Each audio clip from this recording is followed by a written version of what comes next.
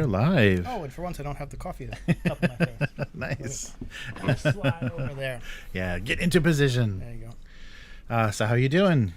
Tired. Yeah. Saw some Turnip 28 on your Instagram. Nice. I have a bunch of stuff that showed up, right? That's the thing. Like, I've talked before about how, like, the Japanese post office here, it's a die roll whether they actually put the sender or the country it comes from. It's usually overseas, right?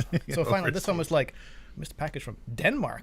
I ordered from Denmark. That's where the 3D print showed up from. Nice. So yeah, I've got the Kickstarter miniatures from the Turnip 28. I've got like 15 millimeter sci-fi stuff coming. I've got 6 millimeter late medieval stuff coming, and yeah, it's been fun. Oh, nice. Not fun to find a place to put it, since I'm still kind of living out of boxes as I slowly assemble the furniture that the things are going to go in. But fun. Yeah. That's why you're moving down to 6 millimeter. You're like, well, that's the plan, right? Like 6 millimeter. Like you could this table's great. It's 4x4, but I scaled it down and I figured, okay, you could play on like a 30 centimeter by 30 centimeter board, which is great for tiny Japanese shoebox apartments. Yeah, definitely. Yeah, that's cool. I don't know how you paint them. You just do like, boop, done. Right? Yeah. If you don't like to paint pupils on 28, you don't want to paint 6. Everything's a pupil. Well, so if you don't want to paint pupils on 28, move to 6, because then there's not even eyes. There's just like a little blob and like a little divot for like a nose. You're just like, there you go. True. So what have you been up to? Yeah, not a heck of a lot. Getting the Argatoria stuff together, so it's all primed. I just got to find some time to do a paint stream and get some color. Nice. And I found some good color. The Seraphim, the lizard men, contrasts are really good for lizard men, of course, but they're really good on that smaller scale because the contrast paint does so much work and you get really bright colors. So I had trouble finding. There were a couple. There was like a turquoise that was a little not so vivid. But I found I found a couple of greens and oranges and stuff. And these guys are like supposed to be as bright as possible. So they're going to be really nice. The one orange though, it doesn't make sense that it's a contrast paint because there's not much separation in the pigment. Right. It's really bright, but there's no. So I'm going to have to do a wash. Is that one of the newer ones? I think like so. The magma drother. Those are like almost fluorescent. Yeah, they're almost. Yeah, but I think I've seen pictures of it where I'm just like, it's one color, right? It's like it's one color, which I thought the point of contrast paints was to get some contrast. Yeah, maybe just because of the brightness. Yeah, it doesn't. And I'm even doing it over white. So I did like one model each color just to test. And but they're beautiful colors. It's going to save a lot of time. But I was surprised. There's a few that are just like and I think that's the complaint is you kind of have to. It's real hit and miss. Even with the Army Painter speed paints, people are saying that too. There's some amazing colors, and then there's some that's just like the pigment just doesn't separate in a way that makes it much of a There's not much variation. Well, I guess you can't.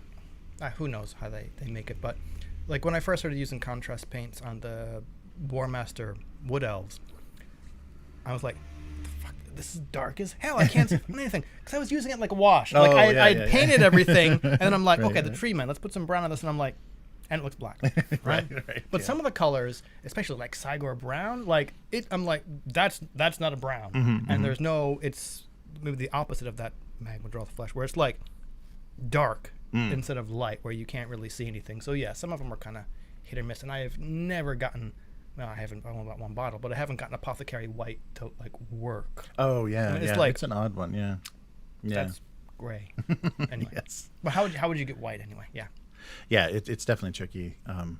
It's still. But it's fun. It's a time saver, and for real small scale, it's just it does a lot of stuff. Because I was already kind of doing that with some of the other miniatures. I was priming them really light and then just doing layers of washes, right? Especially with Nurgle, a lot of Nurgle stuff. I think that worked really well to kind of to kind of give you like weird blends of like purple and green and stuff. You could do kind of like more of a watercolor technique. Yeah, so that worked well, and so contrast does that too. It's easy to blend. You can just like they're still wet. You can blend them and stuff. So much time saved. No, I'm excited to paint the Spellcrow. Oh yes, Argatoria Barbarians. Yes, yeah, that's right. just sitting off camera over there. Yeah, so we have to set a deadline so that we can get playing on that. And we've already got, I think this will work well for a desert meeting in the desert. And I've got some little terrain already. It was amazing. It's the 100 yen shops here, or the equivalent of the dollar stores, randomly just have like weird scale stuff. Yeah, they have these little volcanoes and little waterfalls with little palm trees and stuff. I'm like, oh, that's exactly the scale. That's exactly 10 millimeters. So okay, let's pick up a couple of those.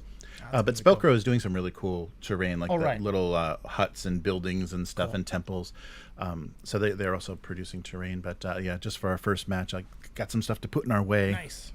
Yeah. So we'll see how that goes. All right. So let's take a quick look. If I can actually get in there, take a quick look in the chat. Hey, everybody. Hey, there's chat. Yeah. So, hey, Matt and Abyss and Miguel, how's it going? Already talking Elven Spies. Nice.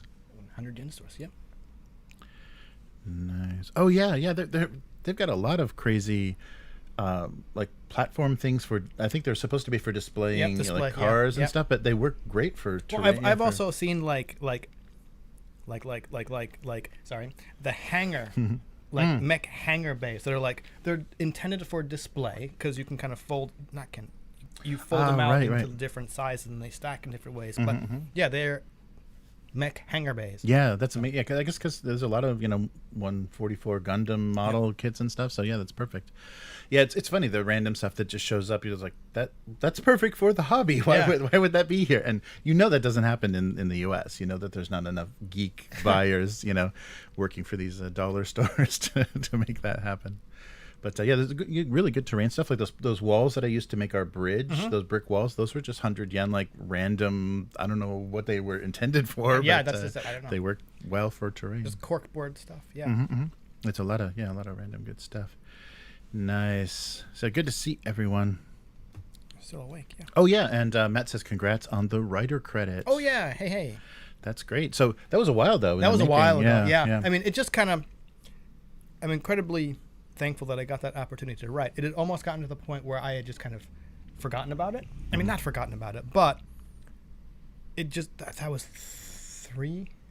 even longer, like 4 or 5 years. Yeah, before the between pandemic, writing and then developing. And it also kind of got to the point where like during rewrites I said I'm going to turn this over to you, the draft, because I don't really have time to do rewrites.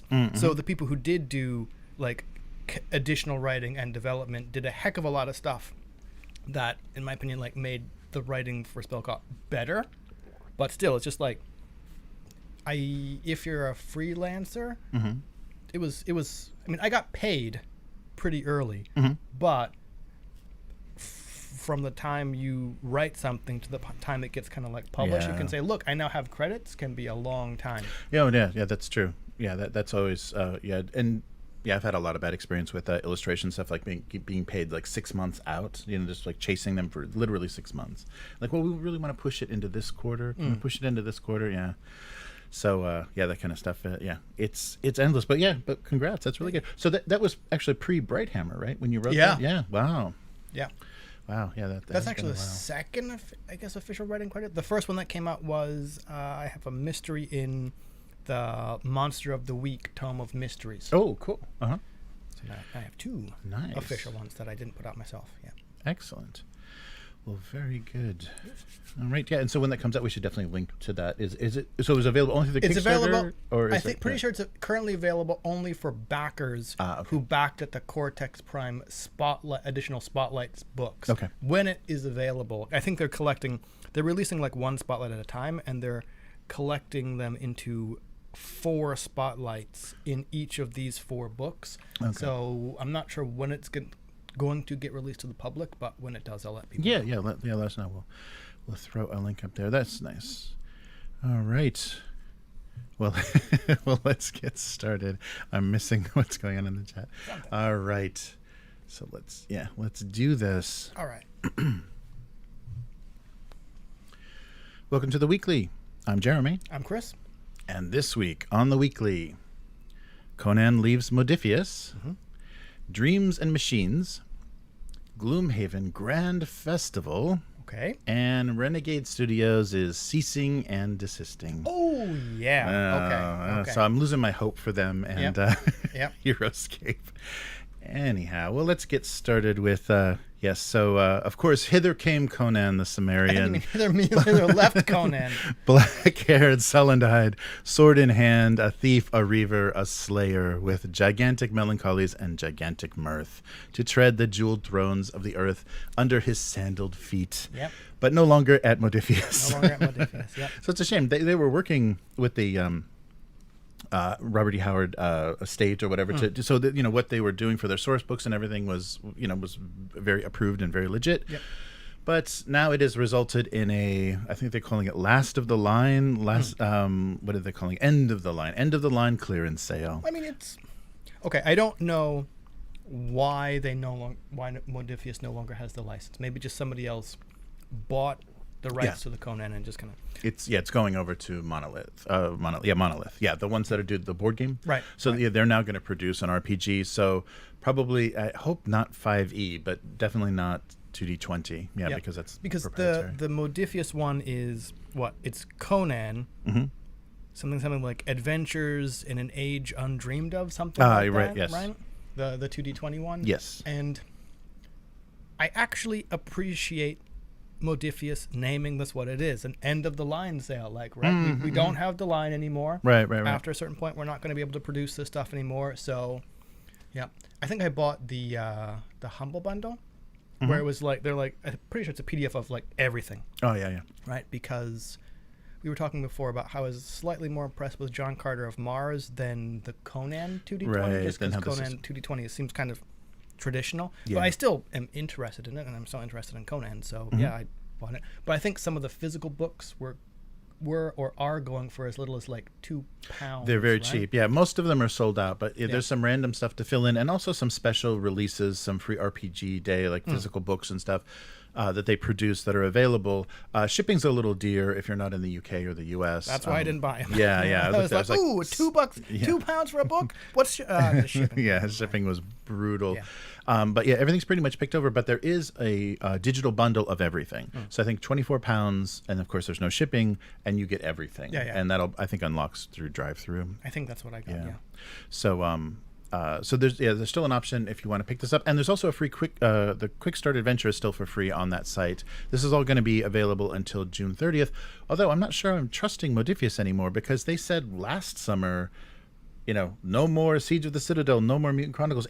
There's still random stuff available from their Kickstarter in the clearance. Maybe they mean no more being made. Well, yeah, no more being made, but they said it's off the site, and it's like, oh, really? No, okay. It's still there. And so when you take a look at this end of the line sale, if you're still interested in Siege of the Citadel, it's incredibly cheap now. So that board game and a lot of the supporting things, and also the book. So we even had some comments when I did the flip through. That book that's a collection of a physical copy of all the PDF supports and tie-ins for the role-play game, plus this great history of Mutant Chronicles. Is available. I think it's £20. Yeah, it's 10. I think it's 10. It was 30 originally, but that was not available separately. That was only available through Kickstarter. So we had people asking in comments, can you get that? And you still can get that on the Modiphius site. So for £10 and whatever the shipping would be, £30? Yeah, that's yeah, right. That's available. So there was some funny random stuff in there. So yeah, it's just, but I like what Monolith has done with Conan, the artists they've used and things for their board game releases, and they've got a ton of miniatures now. Yeah. And if they're gonna incorporate the tiles and stuff that they've already been producing, that might be nice. But we don't know what the system. Yeah, we don't know what the system's going to be, and so we'll see. So yeah, it's a change, and this is what a lot of companies, Fantasy Flight, all of these companies have to deal with when you're doing this IP stuff. It's not going to be yours forever, and you're eventually going to. So try to end it well. I think they pretty much produced everything they wanted to, and it was a very full. Honestly, Modiphius got to the point where I'm like, what is left for you to make for Conan? Conan right? the grocer. Right, there were only like what 18 like of stories written by right. Okay, sure, there's a lot of other stuff, but if you're kind of like only focusing on the R.E. Howard stuff. Like, what is left? Yeah, that's true. Well, when they still had that license, you didn't approach them for the Japanese salaryman version of Conan. So I'm really that's so you're gonna have to. It's gonna have to be written in French now. But honestly, the drudgery of working at a salaryman company is getting boring, even on Conan. I feel bad for him. Yes. So the end of an era. And it was an early 2D20, so it didn't have. I think with Star Trek and Dune and like John Carter, like you said, they adapted the 2D20 to work much better with the setting and have very interesting, unique mechanics. And Conan was very early, so it was similar to Mutant Chronicles, the role play game. The 2D20 was it's kind of early and a lot of currency you're managing, and kind of like, oh, I can just do whatever I want as long as I save all these points up. I can tell the GM to shut up, and that's the point. That's the point. I mean, so I wonder how. Yeah. Okay, not that I read both of them that closely. I wonder how Conan would play in something like John Carter Mars. Yeah, well, there's because there's not the what is it, the kind of the compassionate, like the key of John Carter, that character is that he's like conflicted. He's conflicted and has this like this chivalrous kind of weird moral base that doesn't exist in Conan. I mean, for 1920, we're talking 1920s. You know what? I didn't intend to go down this tangent. As someone who's kind of quasi-recently read the John Carter series, I would argue that Conan is more humane, ethical, and chivalrous than that Confederate asshole John Carter. Okay? Interesting. Well, like Conan kills people left, right, and center, but he always has a reason to do so, right? Sometimes that reason is, well, we're in war and you're the enemy, right? Like, sometimes he's a bit chauvinistic, but he does some stuff where you're just like, damn, he's not this heartless mercenary, right? There's that famous one, okay, spoilers for a real old fucking book, right? The Jewels of Dwalur, where like the treasure he has almost died for and this girl he kind of just met, like both fall on opposite sides of the thing, and like this bottomless chasm, and like R.E. Howard says, they're like, Conan didn't even think about it, he grabs the girl. The jewels that he's spent this whole adventure getting for, like, they're not even a second of thought, this human life matters more than this treasure, right? So I'd argue that Conan's a lot more human as well than John Carter. John Carter treats everybody, except for maybe Deja Thoris, as a tool to further his goals. Well, yeah, no, but I think there's like a different, similar to Tarzan. There's a this white savior kind of thing going through John Carter, so that he is he's applying this very alien philosophy to what's going on Mars. But I think that it makes it he's a bit more like reasoned and intellectual, but I mean, it could be racist and biased and sexist and whatever, but he's got this agenda, or this like kind of like this interesting bias that he's applying to things, just like what he was trying to do with Tarzan, I think. So those characters have a similar there's something similar to how he's portraying stuff. But yeah, that's interesting. But I've always seen, because that's the spiel, like the line for John Carter is, I forget what it's called. It's like something like romanticism. Like there's a fun planetary romance. Yeah. So there's a way that, but there's a like a philosophical also bent to how he wrote that character. That's a little bit interesting. But yeah, no, I think that's an interesting difference. And I never thought of like comparing them directly, because basically John Carter is a Superman. Yeah. So it's like Conan. Yeah, but I mean, he can just defy whatever, and he can make his own rules, and so he has to temper the power that he has in that situation. And Conan is I don't think John Carter does. No, I don't. Well, but I think we're also comparing it to much earlier. I mean, those Burroughs was writing so much earlier than everybody else. That's fair. Very early, sci-fi fantasy stuff. But interesting. So anyhow, so what's Modiphius up to now that they're giving up this license? Well, Dreams and Machines would be the answer to that. Nice segue. Yes. That took us so far fucking off track. Sorry. Yeah, so we're talking about so Dune, and they do a Fallout RPG, Right. and Star Trek as well as their Cthulhu, Achtung Cthulhu, and Cohorts Cthulhu. And now at this year's Gen Con, they're going to give you a chance to play their new game, which they were pre-testing online, and I did sign up for it in the first round. I looked at the materials. I'm like, I don't think I'm going to be able to get anybody to do this. Oh, with really? me. Okay. Well, now I'm kind of interested in what it's an odd. I think we mentioned it briefly before, but it's an odd setting that is going to take me some time to like figure out if it's interesting or not, and they're leaning pretty heavily into it. So Dreams and Machines. So it takes place on a planet fully cut off from Earth by the events of a robotic uprising that nearly decimated our spacefaring society. The remnants are just now restoring society, which lives in fear, or at least deep superstition, of abandoned Mecca called Wakers and the destruction they might deliver if ever awakened. Okay, I'm getting Butlerian Jihad. Right. So it's going to use, of course, the in-house 2D20 system. And for character creation, instead of using a character sheet, what they're doing, and this is something I think Free League did with Mutant Year Zero as well, is you're going to use cards. You're going to have a series of cards that will give you your origin, archetype, talent, temperament, and then there'll be equipment cards as well. So you're not going to be writing things on a sheet. You'll just have a series of cards which will have stats and different mechanics printed on them. Who likes cards and has thought about doing something like this, I like it. Yes. So the setting is interesting, and they're getting away from they'll be able to avoid original licensing, but fantasy tropes and things they should be able to avoid with this, because it wasn't clear from early explanations of it that were a little more vague about what was really going on. So it encourages cooperative play and relationships between the characters and teamwork. Right.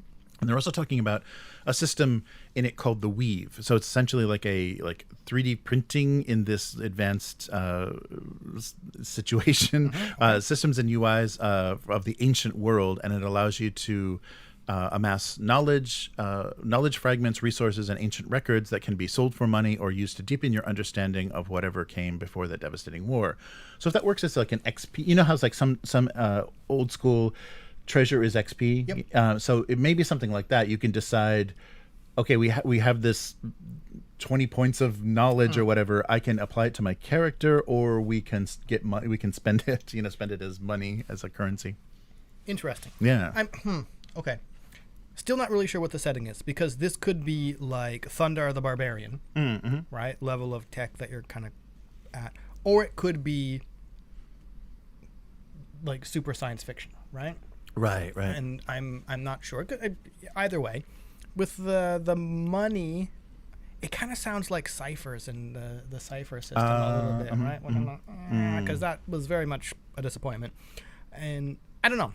Thinking about like the old OSR, money equals XP. Like at first you kind of go like, but then thinking about the kind of play that encourages, right? Where like, if one gold coin gives you 1 XP, you are incentivized to get as much treasure as you can with as little effort, danger, or whatever as you can. So that kind of, I like how that informs the play style. Like if we as players are being smart, no, let's bypass the dragon. Let's trick it. Let's spend as few resources to get as much as we can. And I'm wondering if Dreams and Machines would do something similar. Like, is there some kind of like emergent play that would come out of that? Right. Yeah. I would wonder. I'm not crazy about the title either. I'm not really sure how it connects. Yeah, and it might be hard to.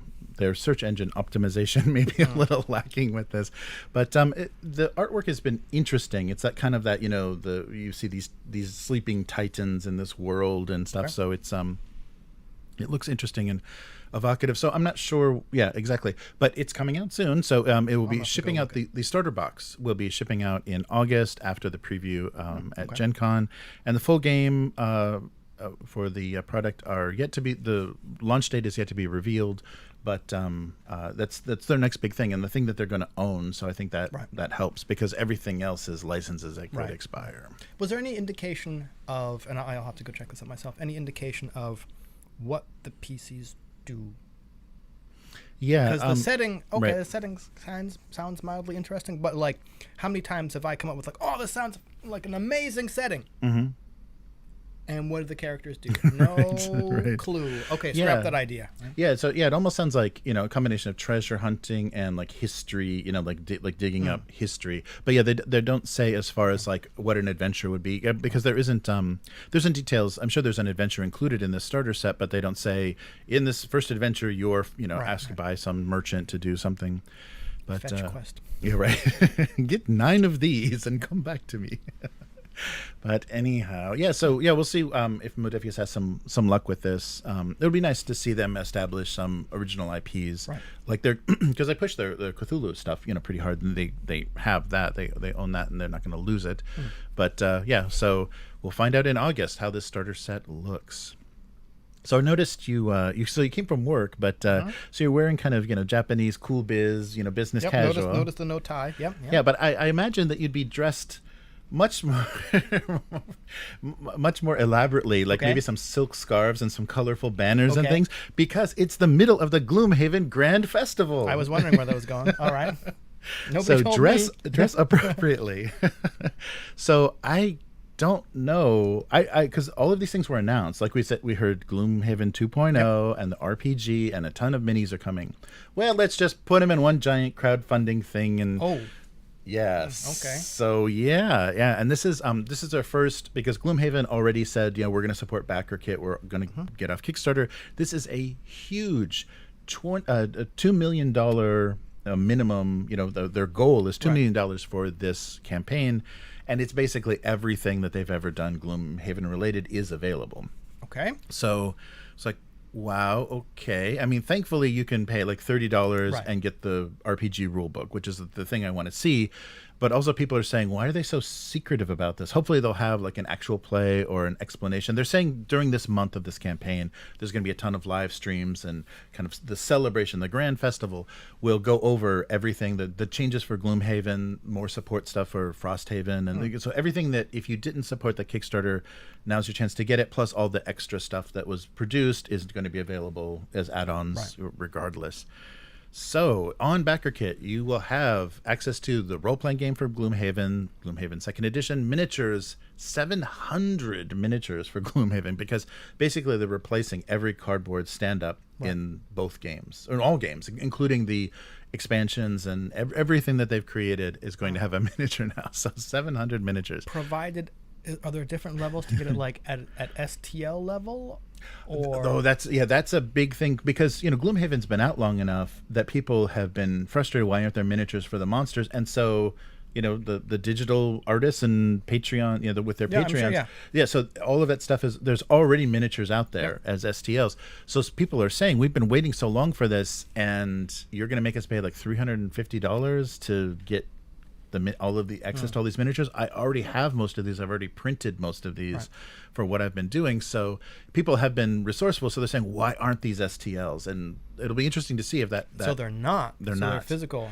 These are, and as good as the components are for Gloomhaven, their miniatures are not amazing. They're board game PVC, kind of low detail miniatures. I mean, there's a lot of them. I can't imagine. I will definitely, if I would buy 700 miniatures, I'd just be buried with them. It's gray plastic. There's no way that I would ever get paint on all of those. But so they have videos and live streams planned throughout, playthroughs, miniature paintings, and discussions. So to try to support this campaign. After the first day, they were halfway there. They got, of course, 1 million. I think they're like at 1.5 million now. So they're definitely going to hit the goal. But this should be huge, and so it's going to be interesting to see if they do less. Throwing everything all together might be a little daunting, and it might be not as successful as their previous Kickstarters, because this should be triple. This is 3 in 1. So I'm curious what the results are going to be. So they've got a $2 million goal, and it was the immediate rush did briefly crash the Backerkit website. So there we go. And already there's over probably close to 5,000 now people that have backed the campaign. So we haven't gotten a lot of detail. They said the RPG is going to use cards, not dice, like the game does, like the Dungeon Crawler. And there's a pretty cool box set. I think it's like $80 or whatever. Box set with books and a bunch of accessories and support stuff, and maybe like a GM screen and stuff to make it deluxe and interesting. So if you want the second edition, it's $130, which is probably, plus whatever shipping they can manage, it's probably going to be cheaper than any retail you're ever going to be able to find if you're not in a kind of mainstream given the market. size of Gloomhaven, Yes. $130, you're like, yeah, okay, that's the cost. Yeah. The thing suspiciously missing, and I think how they I think they screwed this up because they have a loyal following of probably 1 million people, and half of them play this game solo because it's a very cooperative dungeon crawl, tile hex crawl, I guess, game. So there is no upgrade kit. You just have to buy everything again. So you already have 30 pounds of Gloomhaven 1.0. Now they say buy it again. We've upgraded the art, right? Yeah, no, you already have it, and now you got another 30 pounds. So you got 60 pounds of Gloomhaven, and a lot of it's the same missions rewritten or tweaked. Like they've refined the mechanics, they've rewritten some of the adventures, they've added some additional things, but it's a little different take on the same stuff you've already done, and it's a huge amount of duplication. And if you can see how huge this thing That's is. 1.0, right? Yeah, this is 1.0, and so you're going to get another one of those plus a Frosthaven. That is, so that's 100 pounds of this game. So who has the Obviously, whoever kicked in $1 million. Then, yeah, right. But I guess okay, I'm not disagreeing, but what I am saying is, yeah, okay, there doesn't seem to be an option for people who purchased Frostgrave first edition, I'll just call it, to upgrade to second edition. Yeah, there's no upgrade. If second edition is that much of an overhaul and a rewrite and whatever, so it's not like it sounds like the creators couldn't just go, here's your upgrade pack of cards. Yeah. Because so much throughout the game has been updated, changed. Yeah, and I think that's mechanics wise, so it probably invalidates a lot of cards. So that's for people that have been playing this for 5 years, that's like, really? Yeah. So, or I'm sure some people are like, really? But those people are not going to back the Kickstarter. Right. Right. It's the people who go, I've been playing this game for 5 years, and 2.0, I gotta have that. Right. It's either I really like this game and I want to see what they did for 2.0, or the people who go, I don't want to suffer from FOMO. Right. Got to get the next version of this. Right. Yeah, so I wonder. It just because it seems, and this is a huge celebration of all things Gloomhaven, and so as far as the miniatures, I think the base set is 300 some, and it gives you everything. $? Yeah, 300 miniatures. Oh, yeah, 300 minutes. I think it's 100 and something bucks. Them's GW prices. Yeah. No, the miniatures themselves are like 50 cents each. Right, they're really cheap because they're not super high quality. There's no assembly or anything. They don't come on sprues, but. Then they're separating them between. So there's the base set, and then the bosses, and what they're calling summons for the games.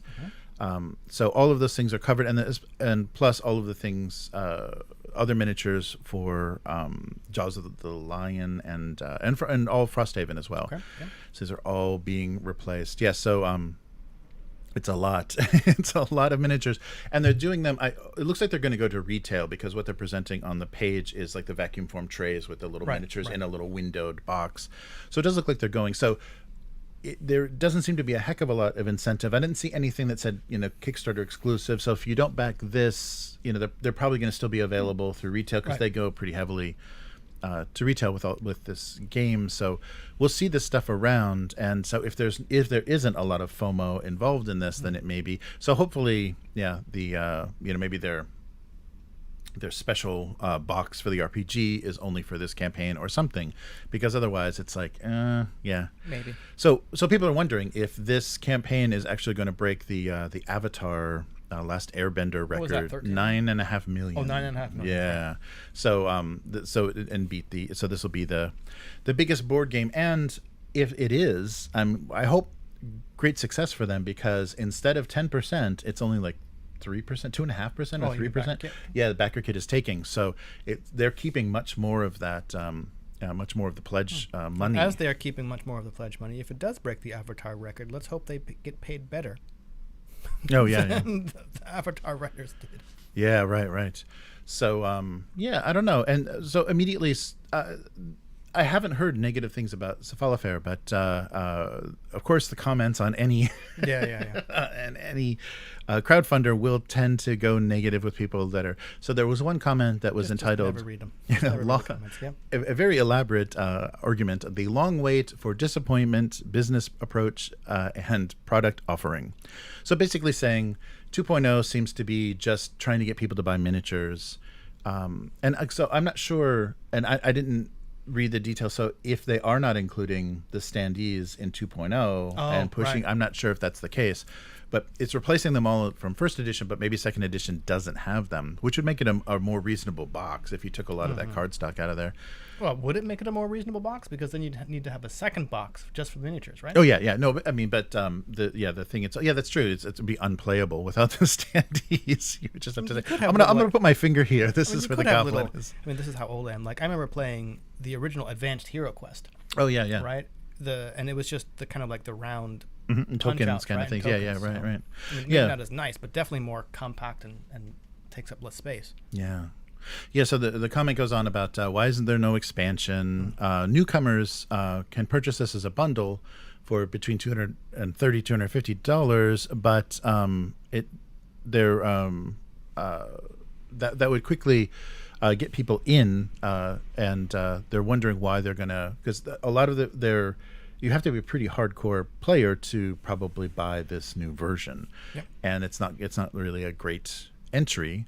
And why aren't they doing? So they did an interesting thing for Frosthaven. They did a play surface, so like a book that folds out where you put the tiles and stuff, and makes it easier to go through the campaign. Why didn't they do that for Gloomhaven?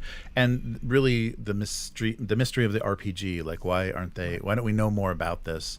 And really encouraging us to like, oh, now we can do kind of both ways. There's multiple ways to play in this world and play with these settings. So yeah, just a lot of questioning about what are they doing. And then underneath there was a lot of support for, I don't understand why this is happening either. And I guess it makes sense, instead of having, because they would have to stagger these campaigns. If they broke this up, they would have to stagger the campaigns. Sure. So it'd be over like 2 years probably to get them all out. So doing them all at once and having a celebration, and then anybody that's even slightly interested in Gloomhaven, there's going to be something for you. Like there'll be the add-ons that if you didn't purchase with the 1.0, that will still be available. Right. The stickers and things and stuff that you didn't get with Frosthaven, and then miniatures out the wazoo. So we'll see. I was really excited when I first heard that they were going to do miniatures for everything, but now seeing them, I'm just like, yeah, right. And it's like, if you don't get through the campaign, there's a lot of miniatures that you're never even going to bring to the table, like, depending on your group and how dedicated you are to playing through all 100 adventures or whatever it is in that core box.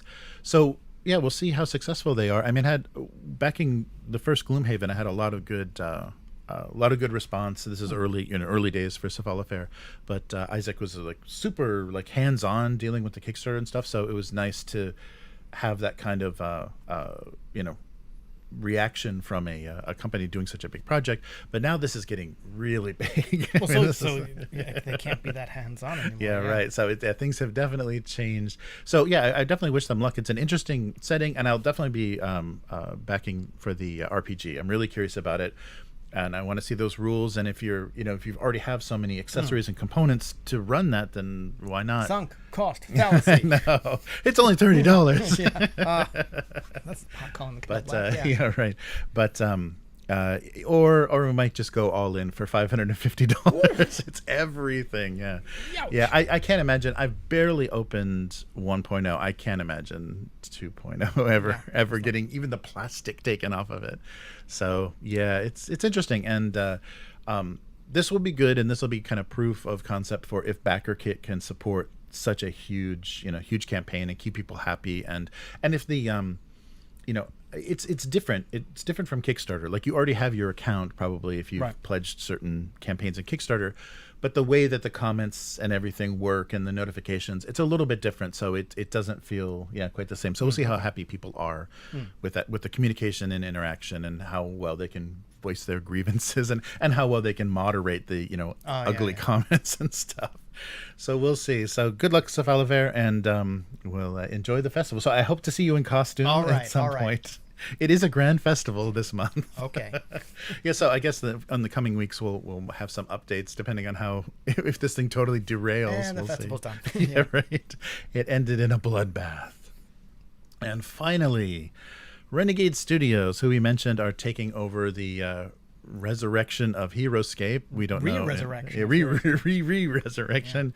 Are now sending cease and desist to stop small creators from using the word renegade. I saw this, though I didn't really follow up. Right. So this is kind of like going back, and they specifically say this in the article that I read.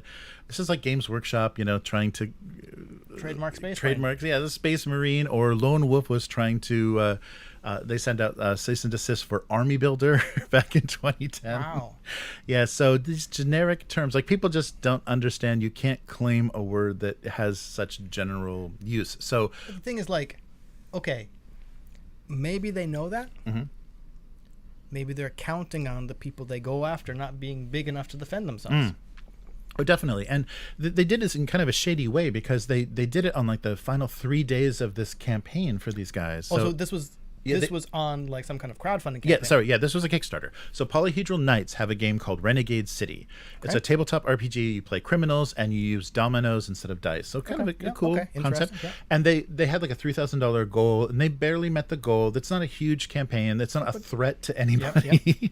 And but they got a cease and desist during the last couple of days, and in the cease and desist, they said, you can't use the word renegade. Oh, I have the text. So unfortunately, this is the text from the cease and desist. Unfortunately, your use of the term renegade in the title of your new game creates the likelihood that consumers may be confused between our client's games and your game, or believe that the two are connected or affiliated. The likelihood of confusion is particularly acute because you are using the renegade element on identical types of products that are sold by Renegade. Meaning games? Yeah, games. I guess. Yeah, you are both. Yeah, maybe. Yeah, RPGs. You're both selling the same type of to the same type of consumer in the same market channels. As a result, Renegade must ask you to agree to rename and remove the Renegade element. As such, Renegade must ask that you agree to rename your game and remove. Oh yeah, that's a copy paste error.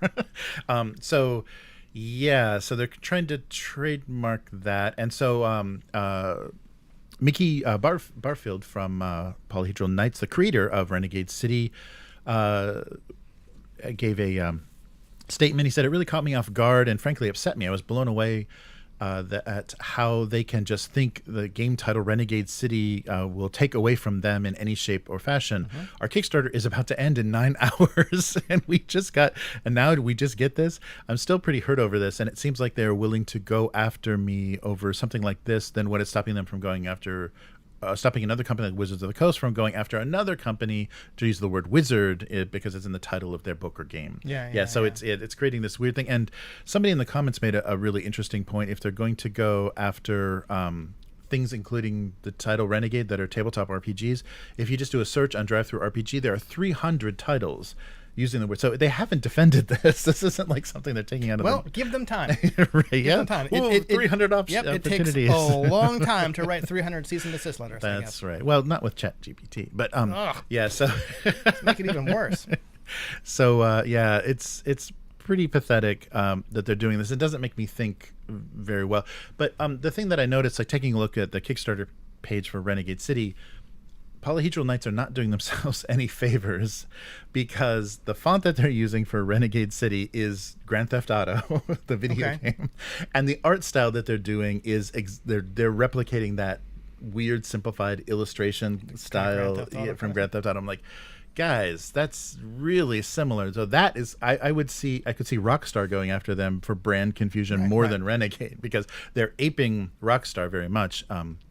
There are no Rockstar tabletop RPGs, but that look is a little strange. So be careful with that kind of stuff. I'm gonna have to go look at this. Yeah, it's very GTA looking. But as far as that, the use of Renegade, that is just silly and harassing. I don't understand why they would harass a small company. I thought you were going to say something along the lines of the typeface they're using for the title Renegade City. Mm-hmm. Is similar to the logo treatment for Renegade Games, right? Oh, yeah. If that was the case, then it'd be like, okay, you still Renegade Games? Nope, sorry, you can't trademark, you can't copyright the word Renegade, right? But what you could do is say, yo, that's really similar to right, like our logo type, and we're not affiliated, so you Right, gotta knock right. it off.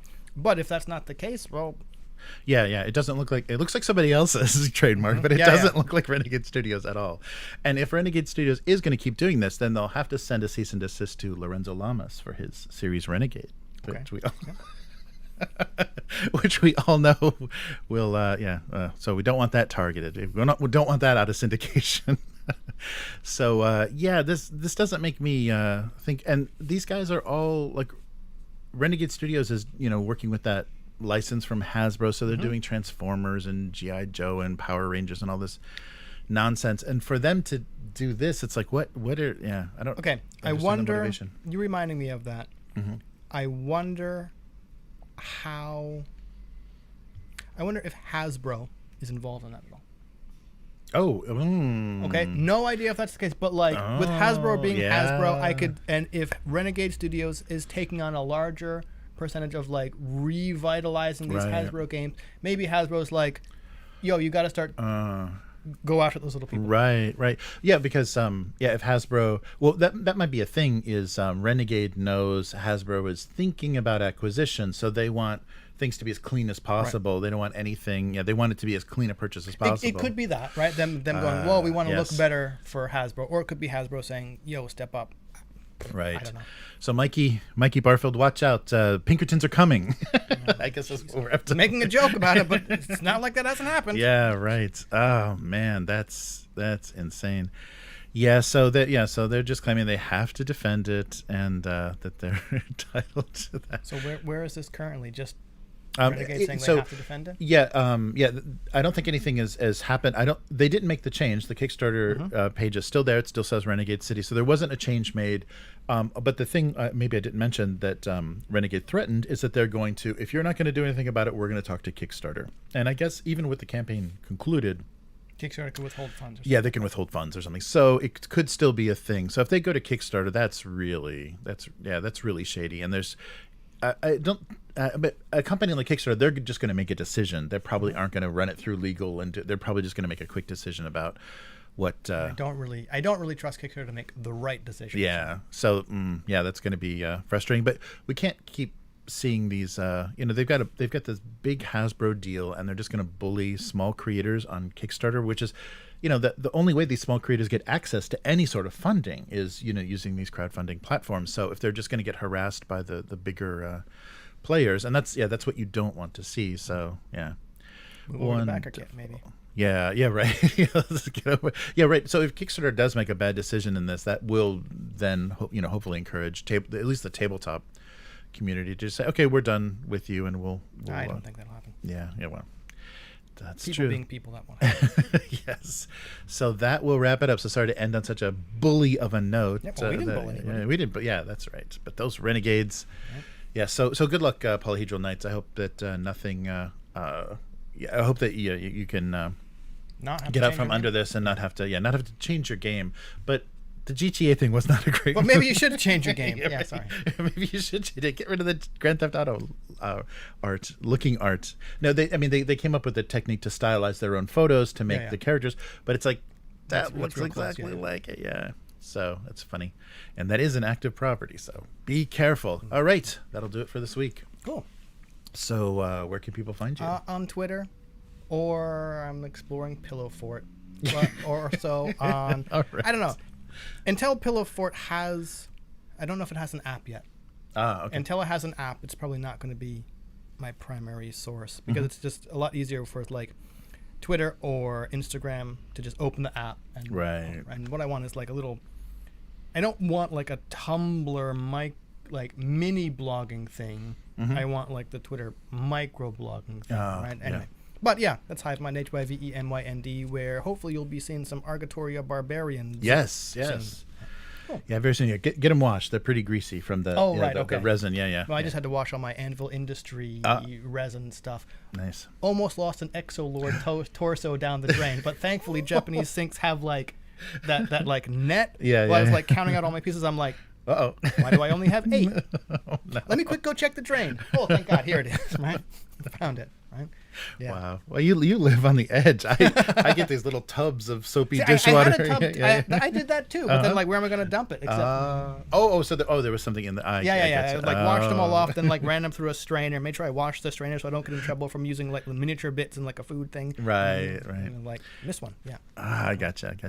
Yeah. So I can't wait. So look for that. So as soon as we both get our armies painted, we're gonna clash. Yep, and fight. Yeah. So I forget the points. I think we'll be it's a good starter army. We're not quite at the 1,000 point level, but there's great units coming out for both armies. Nice. So yeah, we can get up to there if we have a successful first game. We'll definitely keep going. Yep. All right, and I'm still doing my single panel gag cartoon, which I just did yesterday. Abuse cartoons on Twitch and YouTube, and if you want to read the cartoon, gocomics.com/domestic abuse. 20 years. Yes, and 20 years of that cartoon. So settle in. And if you'd like to support what we're doing here, first you can visit upturntable.com. That's where we post everything that we're doing, and of course, Upturn Table on YouTube and Twitch. And all social media, and to support what we're doing by becoming a weekling.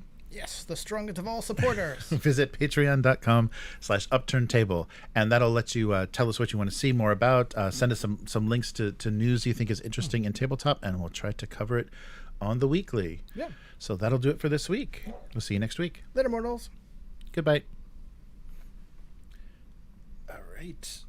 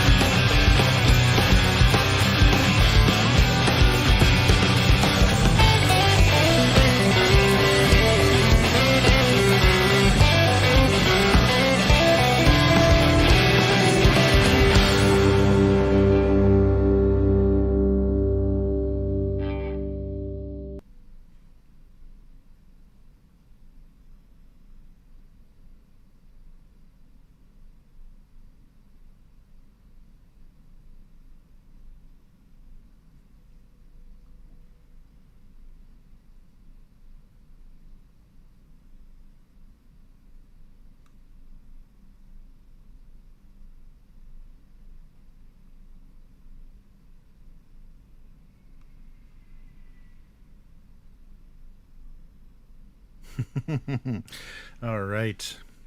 So good to see everybody in the chat. Matt, Abyss, and Miguel. Nice. Oh, Matt, I like Matt's comment. Yeah, you can't chain Conan to one system. I'm curious. I'm worried it's going to be 5e, but I'm curious what Monolith is going to do, because I don't think they don't have their own original system, and they're not the ones that. That's who was that screwed up the Dark Souls RPG. I hope that wasn't them. So we'll see. Yeah. So interesting. Yes. Yeah, right. Finally putting it on sale. Yeah, if you're in a UK or the US, what they have available in that end of the line sale is insanely reasonably priced. It's just shipping. Their shipping is really terrible. They only do DHL to Japan, and I had like £10 worth of books, and it was £60 in shipping. So yeah, that's not going to happen. And it was just a lot of like fill-in stuff. It wasn't any of the major books or anything. So, and I backed, the original Kickstarter, so I already had the whole archive of all the PDFs that they produced from drive-through. So yeah, it didn't seem like anything that would be crucial to catch up on. And I don't even know if we're going to get back. I mean, it's good for source. I think the source in those books is great, but I don't know if I can get people excited about a early 2D20 Conan game. So we'll see what happens.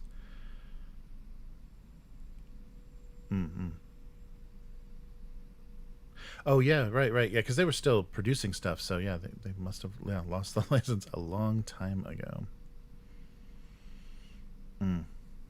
Oh yeah, we're talking about 10th edition. Yeah, that's really weird. I looked at the Army Builder app. They are so bad at apps. Games Workshop is really terrible at their digital stuff. But yeah, people are talking about the weird trap now because equipment or like upgrading weapons and things for units is all free. Like you're not paying for anything. There's no granularity in like army building now. You just have to go with the best weapon for every unit. So it's going to take away some of the nuance of list building, and new people that don't know this is, for this unit, this is the best weapon, are just going to make inferior armies, army lists. So it's going to be, it's weird. It's really weird. And already I saw that the same German tournament that banned the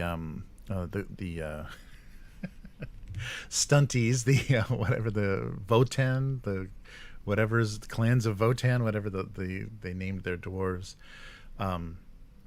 they are banning 10th edition rules in tournaments so far because they're saying they're broken. They don't work. So yeah, I don't understand. It seems rushed. 10th edition for Warhammer 40k seemed rushed, and it's 10th edition. Where the fuck is the huge celebration? I mean, they're doing a like a deluxe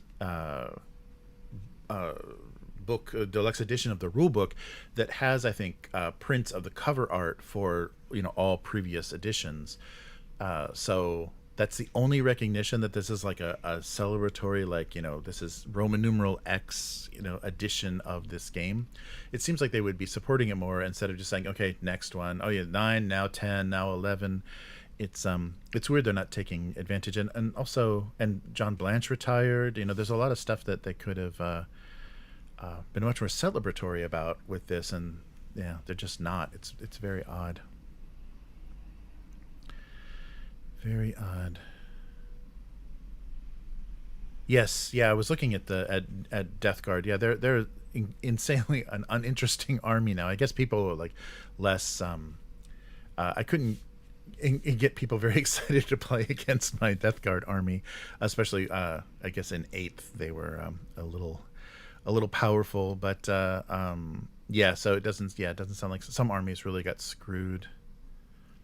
Yeah, it's very strange. They took so much of the flavor out, and it's like whatever their little motto was, simplified but not simple. I mean, it's very simple and very weird. And things are so building armies. It's like in blocks of 5 or whatever. Every unit has like this. You're not going to have like an 8 model unit or whatever. It's only going to be blocks of certain amounts.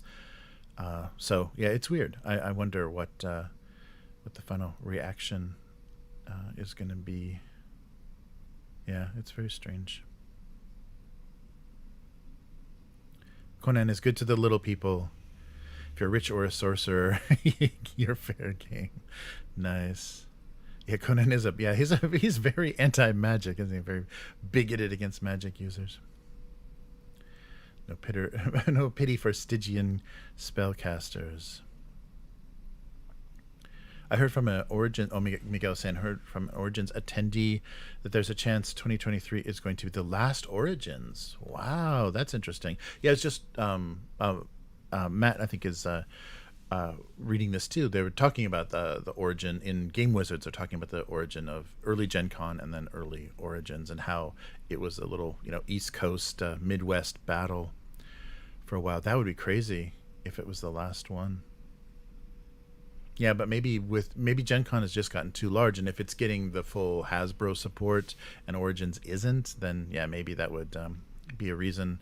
And also maybe finding a good window, like finding a season where they can do it, where it's going to be successful and popular, and staying out of the way of Gen Con.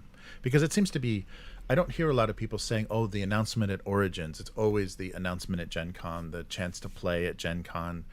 So yeah, maybe Origins has just fallen too far. Their second place is so distant now that maybe it's just not worth it, and maybe they didn't do very well. The organization itself didn't do very well through the pandemic. So how's everybody feeling about that Creator trailer? Oh, I don't think I saw it. I'm gonna need a link, Matt. Yeah. There's we played a kind of a Thundar. Chris ran. I can't remember what it was now, but Chris ran a kind of Thundar themed. I forget what system it was, but it was pretty fun. Like the kind of that fantastic, that savagery and super science kind of stuff. Oh, okay. Movie trailer, Creator movie trailer. I have to take a look.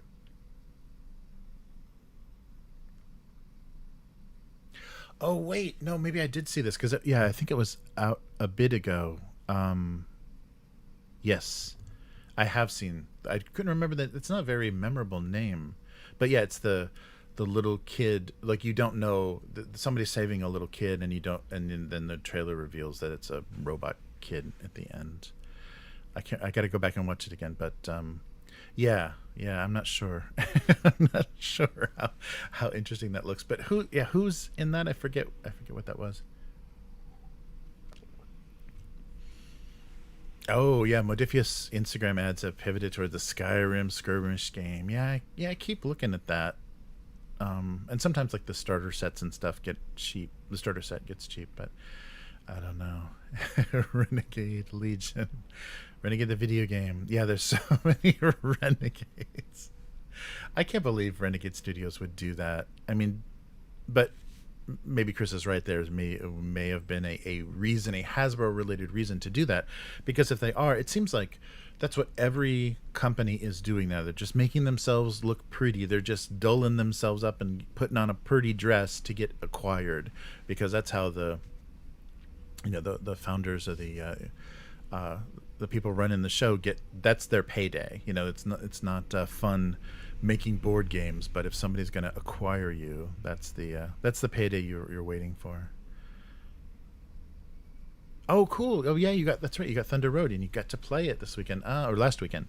Nice. Yeah, it looks really good. Very cool. Yeah, Matt prefers dice to cards. Yeah. I wonder how that changes things, because that is it takes a while, or took a while for me to get my head around using the cards in Gloomhaven. I've mostly just played it digitally, but it doesn't feel the same way, and the successes and what you do, because you're drawing a token for a kind of you get a plus or a minus randomly in actions, and then you're playing a card. So sometimes you waste your card because you get a negative. When you're playing a powerful card, you get a negative, so it doesn't go off, or it doesn't hit, or do as much damage. So that sort of thing is interesting, and I'm still not in love with drawing tokens out of a bag. Matt says played Gloomhaven once. Oh no. Yeah, so I don't know. I hope there's some information about the RPG, and if it doesn't sound good, then I may not even back the RPG. Yikes. Yeah, Abyss is saying a massive split. Oh yeah, Abyss is a Gloomhaven player. Yeah, massive split about the second edition. The art is very, oh no, of the current time and thing, really. And the rewards of naming of characters and changes to race. Oh, the rework of naming characters and changes to races. Yeah, that's right. They mentioned a little bit of that. They were kind of trying to power balance some of the characters. So Abyss is saying Gloomhaven is very moody and grim, and now it looks like Disney cooked it up. Oh no. So unglooms. Yeah, so it's gloom. So capital Haven. Yeah, not so gloomy, but Haven. Oh, that sucks. Yeah, because already, yeah, the artwork was colorful but dark. The characters were more fantastic looking, but not bright and happy. And if they went with artists that's great. The creator Isaac is soft and way too San Francisco brained. Oh no, yeah, that sucks. Nice guy though. That sucks. Yeah, that's the problem with so much creativity, especially tabletop, being based in the San Francisco and parts of Northwest. It's all very similar. Yeah, mentality way too method. Yeah. So yeah, that's too bad. That is a big effect on things. Yeah, it's too bad. It's a shame that second edition they're actually gonna change the look and feel of the game. Wow, that would be a shame if this Grand Festival ended up slowing them down. Yeah, Renegade Studios better get that Pinkerton number from Hasbro. Or from Wizards, I guess. Nice. Yeah, that was great that and it's funny because they're going to prove how Hasbro doesn't know how to handle their properties. If Renegade Studios can successfully, sell and resurrect Heroescape, that means they understand better the approach to how to market this stuff. But yeah, but if they're going to cease and desist Kickstarters with the word Renegade in them, yeah, I wonder what motivated that. It seems very random. So Matt was saying, remember that old Starship Combat game, Renegade Legion? They're going to dig it out. Cease and desist. Yes, that old game. Yes, and Kickstarter will fold instantly because they won't even run it by their legal. They're just like, let's. They have a knee-jerk PR response. Did a search for Board Game Geek for Renegade. There are 60 titles. Yeah, it's so stupid. Substack is becoming hot at the moment. So political content creators are thriving off of... Oh, yeah, that's right. Yeah, Substack is... there's a couple of people that... I don't subscribe to their Substacks, but I watch their... or listen to their podcasts and stuff. There's a couple of really good writers. It's a shame that the young political journalists, they either have to conform to this, this message, this agenda of Washington Post, New York Times, or whatever, or if they're going to be independent, people are going to try to just destroy them. So there's a lot of good journalism going on Substack, for sure. Yeah, let's see here. Where are we going here?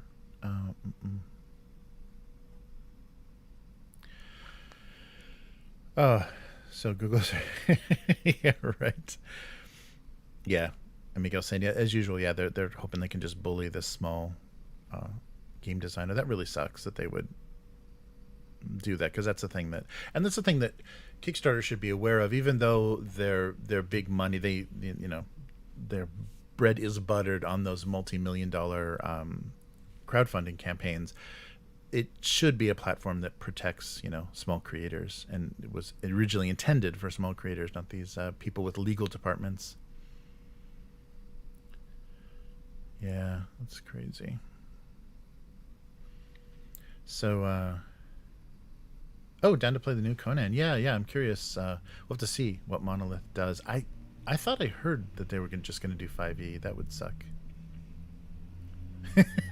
So the situational equipment tactics, that's freaking stupid. Oh, those are the leagues of Votan. That's right. Thank you, Miguel. So how big is your RPG book collection? You ever consider doing a 4 or 5 part about how you GM or insight on all the stuff you have read? Yeah, that would be fun to do. Yeah, just like a general thing. I'd probably want to do it with like multiple people. So I don't know, because I don't think I have a particular approach or anything that would be that interesting or unique. Yeah, it might be fun to go through that stuff and go through, because there's a lot of systems and games that I bought that I just couldn't get to the table because I couldn't get anybody excited about either the setting, the mechanics, or whatever. So that would be fun. Yeah, that's a good idea to go through RPGs. I like what Orcus does that. Orcus does that. I think it's just a pull from the shelf. So just from his RPG shelf, just pulls random books and finds and goes over, kind of the context and the system and everything of those books. I think that kind of stuff is really fun. Nice. Yeah, that would be very fun. Wow. Yeah. So League of Votans is brand new, and they got messed up as well. Yeah, it's really weird. So Miguel's saying it blows my mind how Death Guard actually was the big bad of 8th, and now they have so many models, right?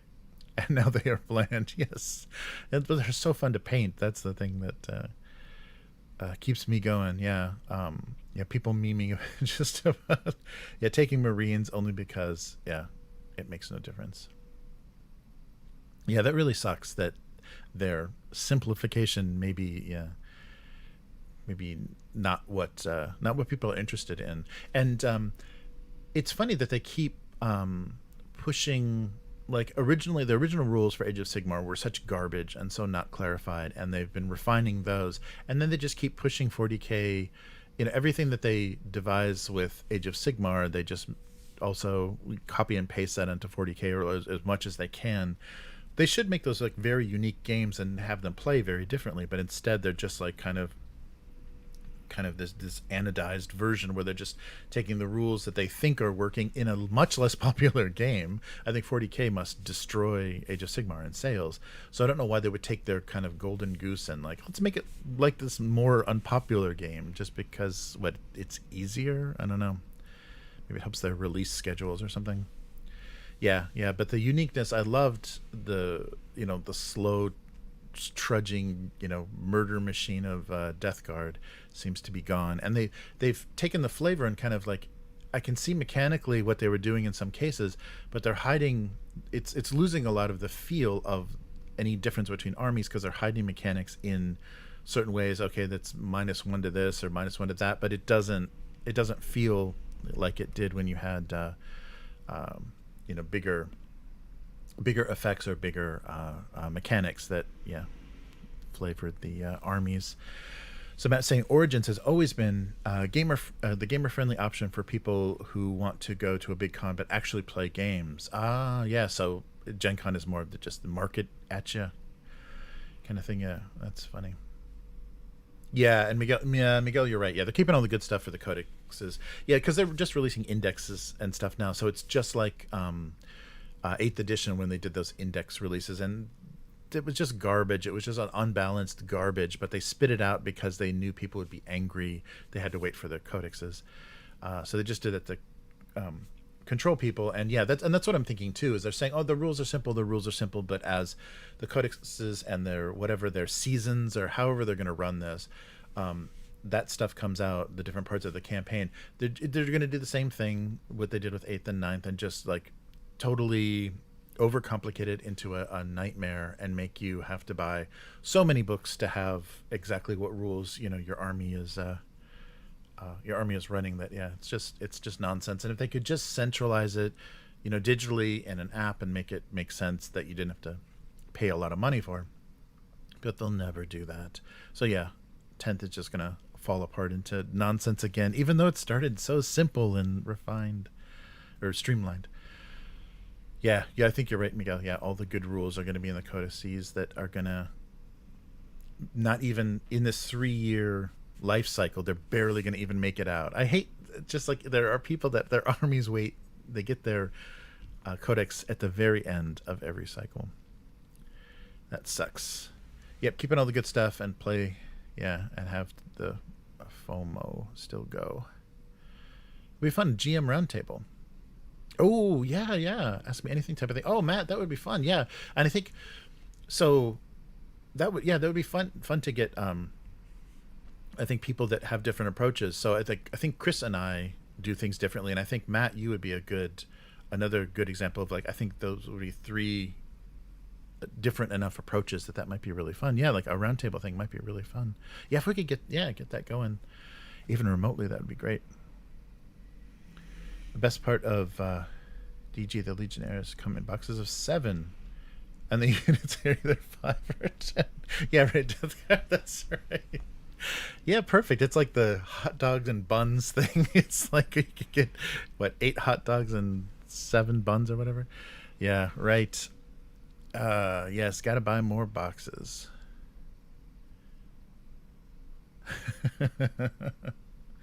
That's good. Got to throw away that old army. Yeah, so it's silly, and I wonder how many people are actually getting excited about 10th edition. Yeah, we'll see.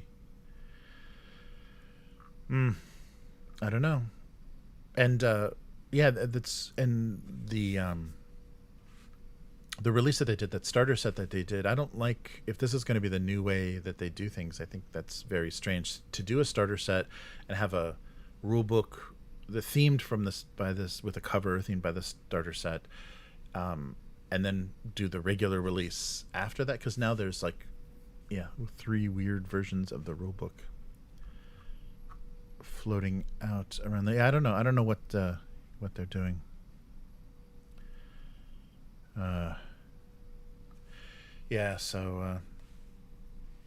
It seems like a really weird missed opportunity. They should have taken advantage of, like, the 10th edition of the game. Although maybe they're just ashamed that they keep rewriting these rules over and over again just to get you to buy more gray plastic. If you don't get excited, the people at Goonhammer call you names. How dare you not be excited by this? Yeah, I don't like the similarity of or just the artwork is looking a little bland to me with some of this stuff. I really miss that was there's some good artwork, although it started to become a little more boring with 8th edition. But I like that, like 7th, I think 7th, a lot of the cover art for the codexes it's really dramatic and very interesting, and now they have this just kind of more boring digital painted kind of stuff. Some of it looks very flat, and I don't know, I like the little bit more over the top stuff. And that was the old logo as well. Now they have that kind of flat and boring logo, so maybe that's why the art is moving that direction anyhow. Yeah, not very interesting at all. I don't know. But good to see everybody in the chat. I was starting to worry that Restream was screwing up our stream, because I don't think, like Matt was saying, there was no notifications going out, and so I was worried there's a lot of things that weren't working well. But it seems to be kind of okay. So we will keep at it. Yeah, so probably the next stream we do as far as war game will be the Argatoria. Because I think that won't take long for either of us to put together, and we've already got terrain, we've already got the board, so it'll be pretty simple. And really want to try up. So we'll be using the smaller dice, but that's cool because the dice are also a tool for navigation and stuff of the units. And I'll put together probably the same kind of little movement trays, little magnetic movement trays that we did, because they included a couple. They included a couple in the set that they sent us, but I think they were the old style. I think they're old more sized for the Warhammer Fantasy, because they were 5 abreast, like the 20 millimeter bases. You could fit 5 on the tray, and Arcatari is 4, so it didn't quite work. I think it works for the larger bases, but yeah. So I'll just put together something simple and magnetic that'll help us move stuff around. We got to figure out how to break up the units, but yeah, that'll be fun to go over those rules and see, and yeah, if it goes well, then we'll build up these armies and have yet another clash. So yeah, we'll see how lizard men fare against barbarians. But yeah, it was really fun to it was good timing for me, lucky for me that they were releasing some of these bright lizard men colors in the contrast paints, because that made it easy for me to just choose everything that said Seraphim something. Seemed to work pretty well. Nice. Dragonbane, nice. Oh good, Matt got notifications. That's good. Nice emoji work there, Matt. Right, yes, and the second episode of the Dragonbane Quick Start coming soon. Yeah, I'm getting into it. It's hard to get all of those hours. I don't know why. Why is it? It seems like the older you get, the easier it should be to just sit for hours and do one kind of mindless thing. But actually, it gets harder. Yeah, I could put in the 8-hour shifts much more easily back in the day. That's very strange. Anyhow, all right. Well, I think that's gonna do it for this week. It's good to see everybody. This was a fun cast, and yeah, so we'll see we'll see what develops over this this month of the Grand Festival of Gloomhaven. Yeah, I'll have to look at the page more carefully, the Backerkit page, because I do want to see how they're changing the art and stuff, if they're moving away, and also if that's the art they're using for the RPG. Yeah, I don't know. We'll see. Yeah, that's too bad.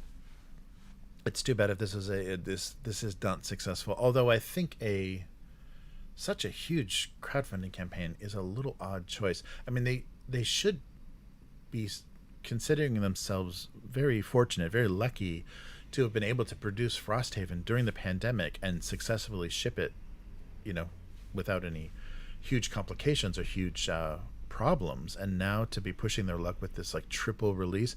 And I think also the miniatures are targeted for 2025, so it's quite a wait to back this now and then waiting a year and a half, 2 years to see anything. And I can't get excited if they're going to be the same quality. We'll see if they say anything on the page if they're changing their process. But the stuff that they've released in the previous for their character miniatures, it's not amazing. It's very mediocre quality.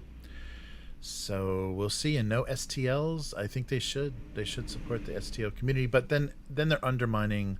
Then of course the sales are going to be reduced by the miniatures that they're paying to have the